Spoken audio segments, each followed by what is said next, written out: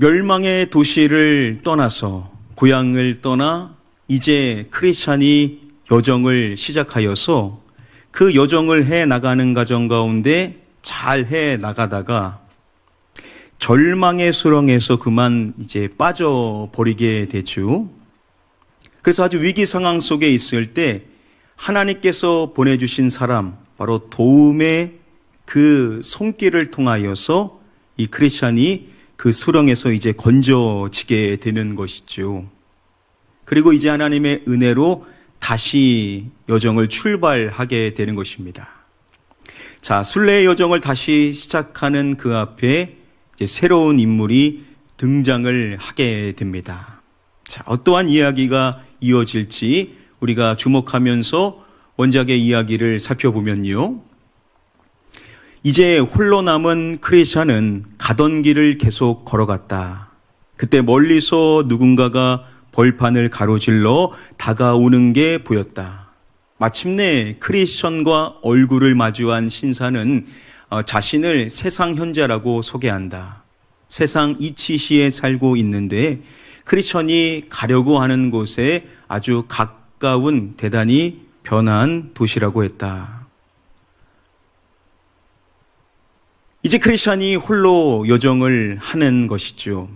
그렇게 외롭게 여정을 시작하게 되는데 누군가가 그의 눈에 들어오게 됩니다. 그 사람이 그에게 가까이 다가오고 있는 것이죠. 그 사람은 누구냐면 세상 현자, 세상 지혜자라는 사람이었습니다.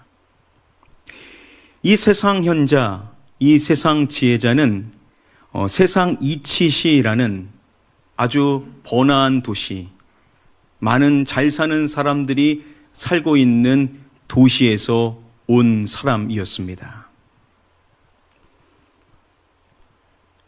세상 현자는 크리스천을 단박에 알아보았다. 멸망의 도시를 버리고 멀리 떠난 남자가 있다는 소문이 인근 마을과 성읍에 두루 퍼졌기 때문이다. 크리스찬의 지저분한 차림새를 보고 쉴 새 없이 토해내는 한숨과 신음소리를 듣는 순간 세상 현자는 눈앞의 상대가 바로 풍문의 주인공임을 확신하고 말을 걸었다. 이 크리스찬의 이야기, 멸망의 도시를 뒤로하고 순례의 길을 간다라는 그 한 사나이의 이야기가 주변에 퍼져게 되었던 것이죠. 바로 이 세상 현자는 그 크리스찬의 그 모습을 보고 바로 이 사람이 그 소문의 주인공이라는 것을 단번에 알아보게 된 겁니다. 그래서 그에게 이제 말을 걸게 되는 것인데요. 자, 과연 이 세상 현자는 크리스찬에게 무슨 이야기를 꺼낼까요? 어디로 가시오? 어쩌다가 이렇게 형편없는 몰골을 하게 되셨소? 등에 짊어진 커다란 보따리는 또 뭐요? 이 세상 현자는 크리스찬의 그 짊어진 그 짐, 그 커다란 보따리를 짊어지고 어디를 가는 것인지에 대해서 그에게 묻는 것입니다. 실은 저도 이렇게 무거운 짐은 난생 처음입니다. 어디로 가느냐고 물으셨으니 드리는 말씀입니다만 이쪽으로 계속 가다 보면 나온다는 좁은 문으로 갑니다. 그리 들어가면 이 육중한 짐을 벗어버릴 수 있는 길을 찾을 수 있다는 얘기를 들었습니다. 그 세상 현자가 주목하게 하고 집중하게 하는 그 짐에 대하여서 그 역시도 이야기를 꺼내는 것이죠. 이 무거운 짐에 대하여서 이야기를 하면서 자신이 이 짐을 벗기 위하여서 좁은 문으로 향하고 있다라는, 이곳으로 가게 되면 이 무거운 짐을 벗을 수 있다라는 얘기를 듣고 지금 그곳으로 향하고 있다라고 그가 밝히는 것입니다. 결혼은 하셨소. 자식들도 있고 세상 연자가 물었다. 그렇습니다. 하지만 등짐에 하도 짓눌러서 식구들과 있어도 남들처럼 즐겁지 않았어요. 이제는 의지할 만한 대상이 없는 자가 된 기분입니다. 이어서 세상 현자는요, 가족에 대하여서 묻는 겁니다. 아내가 있는지, 자녀들이 있는지, 가족들에 대하여서 묻는 것입니다. 자, 그랬었을 때 크리스찬은 자신에게도 가족이 있지만 이 커다란 등의 이 짐으로 인하여서 그들과 함께 있는 것도 자신을 행복하게 할 수 없다라는 점에 대하여서 이야기를 꺼내는 것이지요. 자, 그랬었을 때 이제 세상 연자가 말하는 것입니다. 괜찮다면 내 얘기를 한번 들어보시겠소. 저를 위해서 해주시는 말씀인데 당연히 들어야죠. 그렇지 않아도 조언이 꼭 필요했거든요. 크리스천이 대답했다. 자, 이제 세상 연자가 자신의 이야기를 꺼내려고 하는 것이죠. 신사답게 내가 할 조언이 있는데 한번 들어보겠냐라는 식으로 그에게 말하는 것입니다. 자, 크리스천은 그 세상 현재의 이야기를 이미 들을 준비가 되어 있습니다. 그 얘기를 듣고 싶었었던 것이죠. 그래서 내가 이제 당신의 이야기를 듣겠습니다 라는 식으로 이야기를 함으로써 준비된 자세로 이제 그의 얘기를 경청하고자 하는 것입니다. 자, 그러한 그에게 이제 세상 연자가 뭐라고 말을 하는가? 우선 한시바삐 짐을 벗어버리는 게 어떻겠소? 그러지 않고는 죽었다 깨나도 마음을 잡거나 하나님이 주신 축복을 마음껏 누리지 못할게요. 자, 이제 본격적으로 세상 연자가 말하는데 뭐라고 말하냐면 당신이 짊어지고 있는 그 무거운 짐을 벗어버려야만 한다라는 겁니다. 그걸 당장 벗지 않는다면 어떠한 것도 얻을 수가 없다는 거죠. 마음의 평안도 축복도 누릴 수가 없으니까 당장에 그 짐을 벗어버려야만 합니다 라고 그에게 이야기를 하는 것입니다. 자, 그러자 크리스찬이 답하는 것입니다. 저도 그러고 싶습니다. 허리가 휘도록 무거운 이 짐을 벗어버릴 수만 있다면 무엇을 더 바라겠습니까? 하지만 아무리 애를 써도 떨쳐낼 수가 없군요. 세상 천지를 다 둘러봐도 내 어깨에서 보따리를 떼어줄 사람을 못 찾겠어요. 그래서 좁은 문을 찾아가는 겁니다. 말씀드린 대로 짐을 내려놓으려고요. 크리스천도 그렇게 하고 싶다라는 것이죠. 너무나 이 짐을 벗고 싶은데 세상에 그 누구도 나의 이 짐을 벗을 수 있게 하는 사람이 없다라는 거죠. 그래서 좁은 문으로 가는 것이고 그곳에 가면 내 짐을 벗을 수 있게 됐다라는 그 이야기를 듣고 이 여정을 하는 것임을 다시금 그가 밝히는 것입니다. 자, 그러자 세상 현자가 이제 이렇게 말합니다. 이리로 가야 짐을 벗어버릴 수 있다고 누가 그럽니까? 아주 고상하고 훌륭해 보이는 분이었습니다. 성함이 뭐라더라? 아, 생각났다. 전도자라는 분이었어요. 세상 현자가 그 좁은 문을 고소하고 있는 크리스찬에게 묻는 겁니다. 도대체 누가 당신에게 그 짐을 벗을 수 있는 그곳을 가라고 했습니까? 그가 이 여정을 시작하게 했었던 그 장본인이 누군지에 대하여서 그에게 묻는 것입니다. 이때 크리스찬이 다시금 떠오르는 것이죠. 자신에게 좁은 문으로 향하고 가라고 했었던 바로 그 전도자에 대하여서 이야기를 하는 겁니다. 바로 그 전도자가 지시한 대로 그가 지금 향하고 있는 것이죠. 자, 그렇게 전도자의 지시를 받아서 그가 이 여정을 하고 있다라는 이야기를 듣게 되었을 때 세상 현자가 이렇게 반응을 합니다. 창피한 줄도 모르고 그따위 얘기를 주절거리다니. 세상 현자는 펄쩍 뛰었다.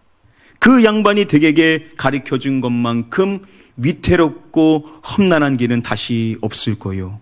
여태 어떤 고생을 했는지 돌아보구려. 낙담에 빠져 허우덕대다 계획을 온통 뒤집어 쓰지 않았어. 세상 현자는요, 바로 그 전도자에 대하여서 폄하하는 겁니다. 다른 번역본들을 보면 저주했다라고 이야기를 하고 있습니다. 그러면서 크리스찬에게 말하는 겁니다. 그 전도자가 당신에게 가르쳐준 그 길만큼 위험한 길은 없다라고, 위태로운 길은 없다라고 이야기를 하는 것입니다. 그러면서 말하는 겁니다. 지금까지 여기 오면서 얼마나 힘들었습니까? 당신이 그 절망의 수렁, 그 낙담, 그 늪에 빠져서 고생한 것만 봐도 알 수 있지 않습니까? 라고 이야기를 꺼내는 것입니다. 그리고 말합니다. 잘 들어요. 이 길을 따라가는 한 온갖 괴로움과 어려움을 겪게 될 거요. 늦쯤은 시작에 불과하지. 세상을 좀 더 산 늙은이가 하는 말이니 부디 명심하시구려. 전도자가 짚어준 쪽으로 계속 가다 보면 피로, 고통, 굶주림, 심각한 위기, 헐벗음, 칼, 사자, 용, 흑암 따위의 공격을 피할 수 없을 거요. 그야말로 죽음과 맞닥뜨리는 거지. 길을 막고 물어보시오. 내 말이 사실임을 입증해 줄 사람이 한둘이 아닐 테니. 잘 알지도 못하는 사람의 얘기를 듣고 무작정 위험한 길에 뛰어들 필요가 어디 있겠소. 그 전도자가 알려준 그 길을 계속 가다가는 온갖 어려움과 괴로움을 겪게 될 것이라는 겁니다. 당신이 좀 전에 겪었던 그 늪은 아무것도 아니라는 것이죠. 그게 시작이고 앞으로 더 많은 시련들이 당신에게 올 것이라는 겁니다. 내가 지혜로운 사람이니까, 내가 인생을 많이 산 사람이니까는 내 얘기를 들으라는 겁니다. 당신이 들었었던 그 전도자가 지시한 길로 가게 되면 온갖 괴로운 일들이 연속으로 계속 이어질 것이 불보듯 뻔하다라는 식으로 이야기를 하는 것이죠. 그러면서 말하는 겁니다. 내 말이 사실임이라는 사실을 입증해 줄 사람들이 세상에는 널려 있다라는 겁니다. 그러니 잘 알지도 못하는 그 사람의 이야기 듣고 갔었던 그 여정, 이제 중단하라라는 식으로 그에게 이야기를 꺼내는 겁니다. 이 이야기를 들었었을 때 여러분, 크리스찬이 얼마나 깜짝 놀랐겠습니까? 이 길만이 유일한 길이다라고 그렇게 여기고 갔었는데 그 길이 사실은 죽음의 길이다. 그 길이 가장 위험한 길이다라는 이야기를 듣게 되었었을 때 이 크리스찬의 마음이 어떠했겠습니까?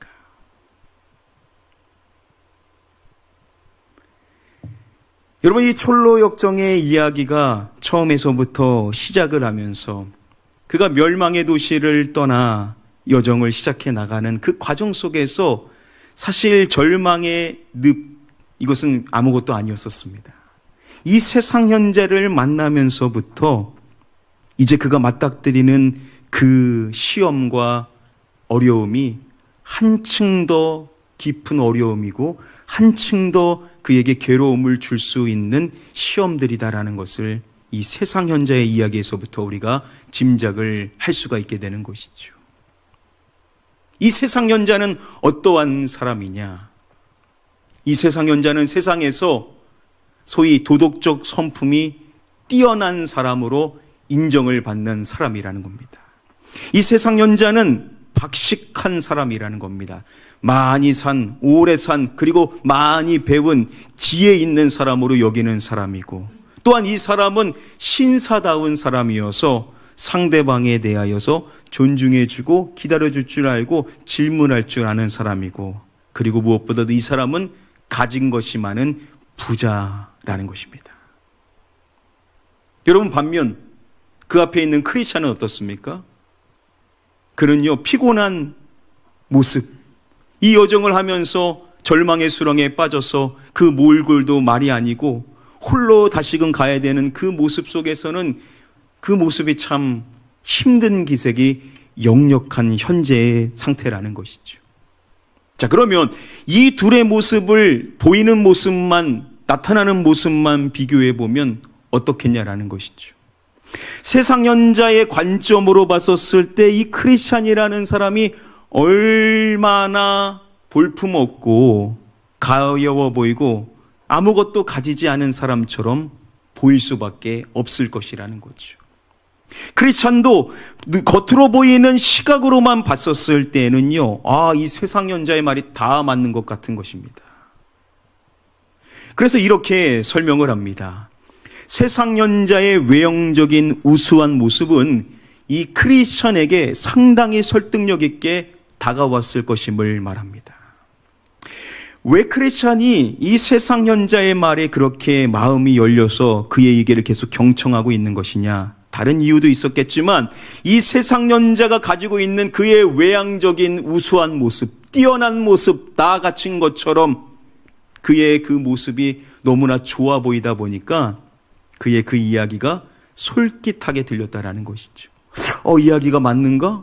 맞는 것 같은데 계속 이 이야기를 들어봐야 되겠다라고 그에게 비춰졌을 것이라는 것이죠.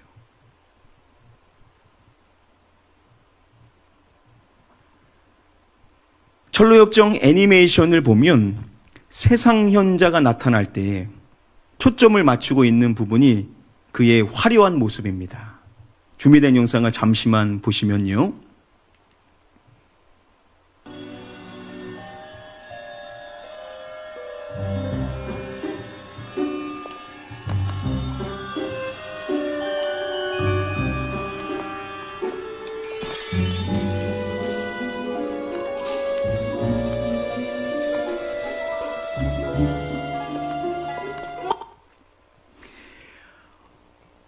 그 모습이 너무나 화려하게 보이죠. 그러니까 크리스찬의 눈에 봤었을 때 이 세상현자의 모습이 얼마나 놀라웠게 보였었을지 다 갖췄으니까요. 세상에서 인정받고 명철한 자, 지혜로운 사람, 신사고 부자고 가진 것이 많아서 사람들로부터 지혜 있는 사람이다. 이 사람이야말로 세상의 현자다라는 이야기를 듣는 그러한 사람이었다 보니까 그의 이야기를 자꾸만 들으려고 했다라는 겁니다. 자, 그런데 성경은 뭐라고 말하냐는 것입니다. 여기서 우리가 주목해 보아야 될 중요한 말씀이 고린도전서 1장 20절의 말씀입니다. 사도 바울이 이렇게 말하죠. 우리 함께 말씀 한 목소리로 읽어보겠습니다. 시작. 지혜 있는 자가 어디 있느냐? 선비가 어디 있느냐? 이 세대의 변론가가 어디 있느냐? 하나님께서 이 세상의 지혜를 미련하게 하신 것이 아니냐? 이렇게 서두에 말하죠. 이것 있는 자가 어디 있느냐?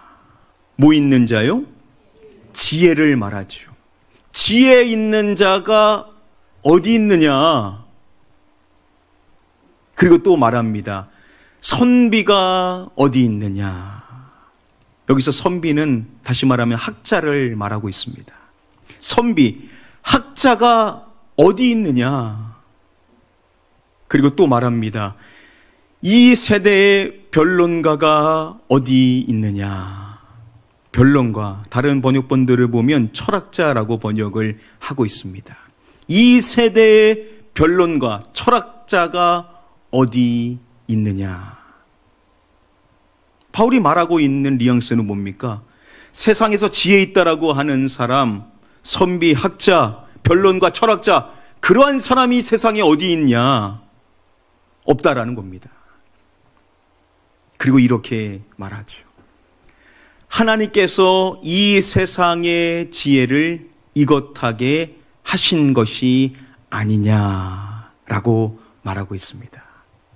이 세상의 지혜를 미련하게. 하나님께서 이 세상의 지혜를 미련하게 하신 것이 아니냐라고 이야기를 함으로써 세상에서 지혜 있다라고 여겨지는 사람, 세상에서 선비 같은 사람, 학자로 여겨지는 사람, 많이 배우고 많이 가르치는 사람, 세상에서 변론가, 달변가, 철학자, 이러한 사람들, 세상에서는 칭송받고 인정받고 모두가 이러한 사람이 정말로 지혜로운 사람이다, 명철이 있는 사람이다, 이러한 사람들이 많을지는 모르지만 하나님께서는 이 세상의 그러한 모든 지혜를 무엇하게 하셨다라고요? 미련하게 하셨다라는 겁니다. 세상에서 많이 배우고 똑똑하다라고 하고 지혜 있다라고 하고 진정으로 아는 사람이라고 여겨지는 그 모든 사람이 하나님의 눈에 봤었을 때는 어떠한 사람이냐? 그저 미련한 사람이라는 거죠. 왜 그렇겠습니까, 여러분? 여러분, 왜 세상에서 지혜 있다라고 하는 사람이 하나님께서는 미련한 자로 만드시는 이유가 뭐냐는 것입니다. 그들이 많은 것을 알지만 가장 중요한 것을 그들이 모르기 때문이 아니겠습니까? 이어지는 21절 말씀을 보면 이렇게 말씀합니다.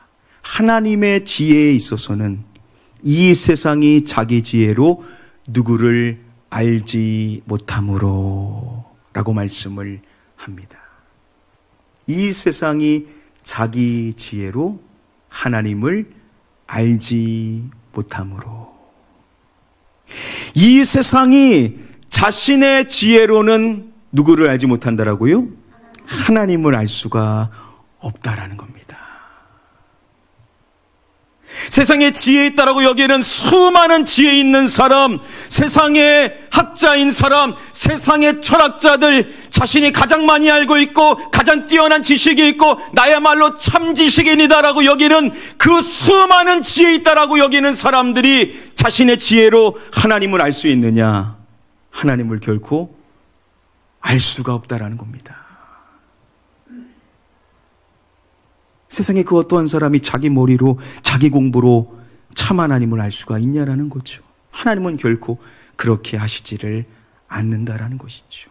오히려 그러한 사람은요, 지식 있다 하지만, 지혜 있다 하지만, 명철 있다 하지만 하나님의 눈에 봤었을 때는 그저 미련한 자에 불과하더라는 것입니다. 그러면 누가 진정한 지혜 있고 명철한 자냐? 잠언의 지혜자는 우리에게 이렇게 말씀을 하죠. 우리 함께 잠언 9장 10절 말씀 한 목소리로 읽어보겠습니다. 시작. 여호와를 경외하는 것이 지혜의 근본이요 거룩하신 자를 아는 것이 명철이니라. 여러분, 그렇습니다. 여호와를 경외하는 것이 무엇의 근본이라고요? 지혜의 근본이라는 겁니다. 거룩하신 자를 아는 것이 무엇이냐? 그게 바로 명철이라는 겁니다. 누가 지혜로운 사람이냐? 여호와 하나님을 알고 그분을 경외하는 사람. 여러분, 그러한 사람이 참 지혜 있는 자인 줄 믿습니다. 거룩하신 여호와 하나님, 그분이야말로 거룩이심을 아는 사람, 그 거룩하신 하나님을 섬기며 살아가는 사람, 그러한 사람이 어떠한 사람이냐? 참된 명철이 있는 사람인 줄 믿습니다. 누가 진짜 지혜로운 사람이냐? 누가 진짜 명철한 사람이냐? 바로 저와 여러분들처럼 예수 그리스도를 통하여 참 하나님을 알고 그분을 경외하며 그분의 거룩하심을 알며 그분을 따라 인생을 살아가는 저와 여러분들이야말로 참된 지혜로운 사람, 참된 명철한 자인 줄 믿습니다. 좌우에 계신 분들한테 자신감 있게 말씀해 주십시오. 당신이 지혜로운 사람입니다. 한번 인사해 주시겠습니까? 당신이 지혜로운 사람입니다. 여러분, 세상의 기준으로 봤었을 때, 세상 현자의 기준으로 봤었을 때는 크리스찬은 너무나 하찮게 보일 수밖에 없는 사람이었지만 사실은 그렇지 않다라는 거죠. 세상의 기준은 여전히 그렇게 말하고 있을지 모르지만 하나님의 기준으로 봤었을 때에는 크리스찬이 어떠한 자냐?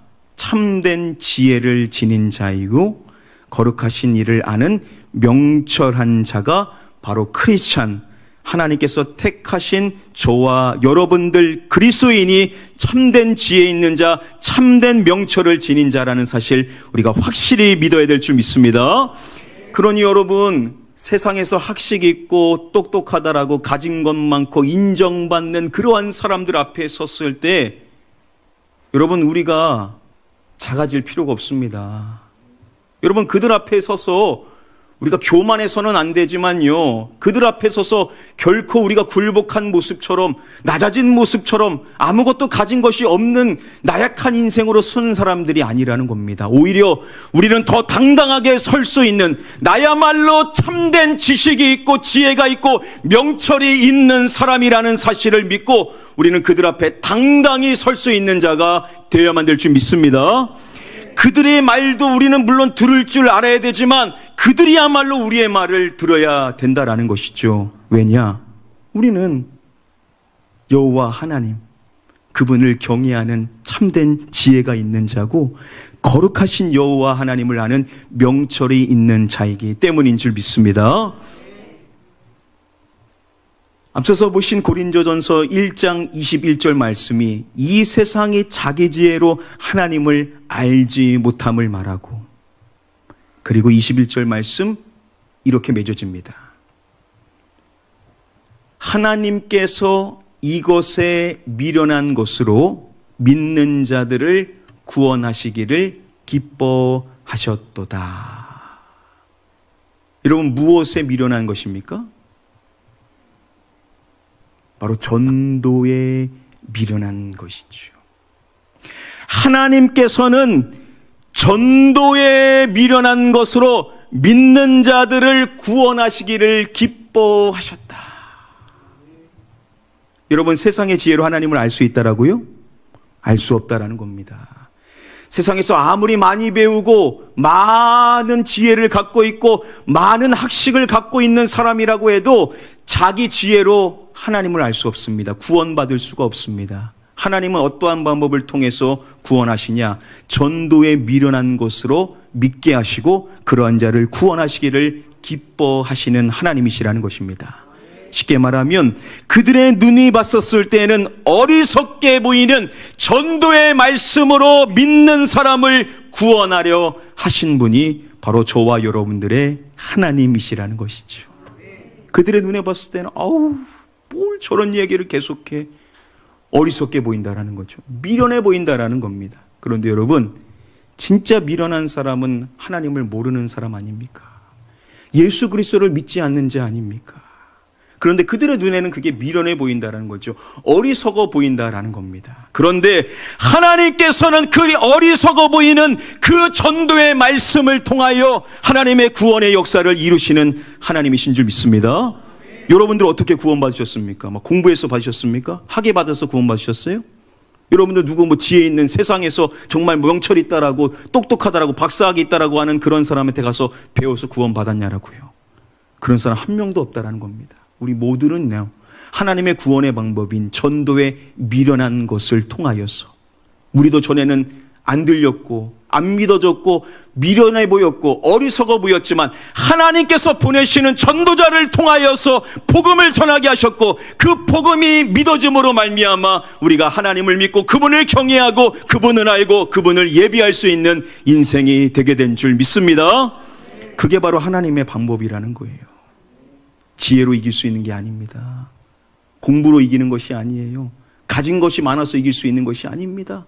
우리가 더 많이 가져서 이길 수 있는 것이 아니라, 우리는 미련해 보일지 모르지만 하나님은 그 미련한 전도의 방법을 통하여 세상에 지혜 있다라는 사람을 부끄럽게 만들고 우리야말로 하나님을 참되게 믿는 지혜 있는 자요 명철한 자들이 이라는 사실을 그들도 보게 될 날이 오게 된다라는 겁니다.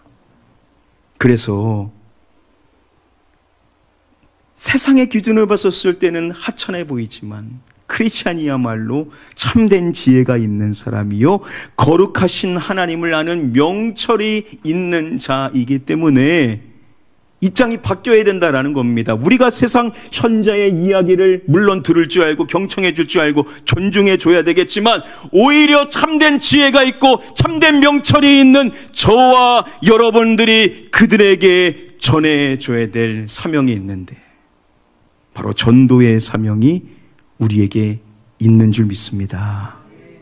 여러분들의 고객, 여러분들이 그렇게도 귀하게 여기는 여러분들의 상사, 여러분들의 사장님, 회장님, 여러분들의 소중한 가족, 부모님, 조부모님, 여러분들이 다 구원해야 될 사명이 있다라는 겁니다. 아유, 내가 어떻게 합니까? 내가 지위가 낮고, 내가 나이가 어리고, 내가 오히려 섬겨줘야 되는데, 어떻게 제가 그렇습니까? 아니요. 하나님은 그렇게 구원하시는 겁니다. 하나님은 낮은 우리를 써서 미련해 보일지 모르지만 오히려 우리를 지혜 있는 자로, 명철 있는 자로 우리를 먼저 택하셔서 하나님을 알고 그분을 경외하며 그분을 예배하며 그분의 거룩하심을 따라 인생을 살아가는 세상의 빛과 소금의 역할을 감당해 나가는 자로 우리를 택하셨기 때문에 우리를 보내셔서 그들에게 복음을 전하게 하셔서 전도에 미련한 것으로 그들을 구원하시는 하나님이 바로 저와 여러분들의 아버지이신 줄 믿습니다. 그러니 여러분 두려워하지 마십시오.